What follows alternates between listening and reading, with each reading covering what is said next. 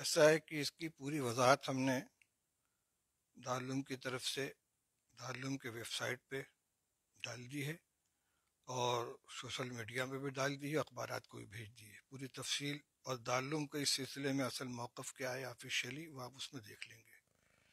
جو بیان وائرل ہو رہا ہے اس کی حقیقت یہ ہے کہ کل ضلع افسران نے پی ڈبلیو ڈی کے گیسٹ ہاؤس میں شہر کے ذمہ دار لوگوں کی ایک میٹنگ طلب کی تھی۔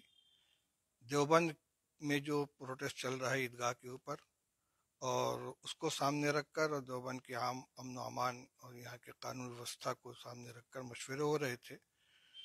وہ ایک نجی مجلس تھی، مشورے کی میٹنگ تھی، اس میں ہم نے کوئی بیان نہیں دیا ہے۔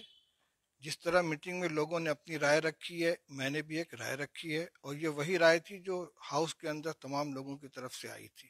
میں نے پروٹیسٹ بند کرنے کی نہ کوئی اپیل کی ہے اور نہ اس کی درخواست کی ہے، البتہ جو رائے تھی وہ میں نے سامنے رکھ دی۔ اب اس کو بیان بنا کر اور ویڈیو کی شکل میں لا کر وائرل کر دینا یہ غلط حرکت ہے۔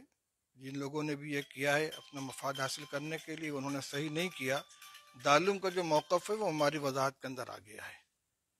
اور دوسری بات یہ ہے کہ اس کا ملک کے مختلف حصوں میں جاری احتجاج سے، دھرنے سے، پردنشن سے کوئی تعلق نہیں ہے۔ یہ صرف اور صرف دیوبند کے بارے میں مشورہ ہو رہا تھا، اور اس میں لوگوں نے اپنی رائے رکھی ہے، اور ہماری جو رائے ہے وہ آپ کو ہماری وضاحتی بیان کے اندر مل جائے گی۔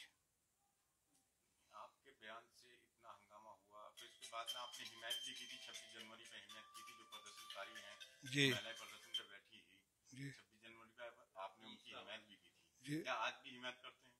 دیکھیے، ہم دارالعلوم دیوبند بحیثیت ادارہ اس سے الگ ہے، لیکن ہم جو حکومت کا رویہ ہے اور سی اے اور این آر سی کے سلسلے میں اب تک کی جو صورتحال ہے، ہم بھی اس سے مطمئن نہیں ہیں، اور پرامن طریقے پر جو لوگ اپنا آئینی حق استعمال کر رہے ہیں اس کے ساتھ ہیں، ہم اس کے خلاف نہیں ہیں۔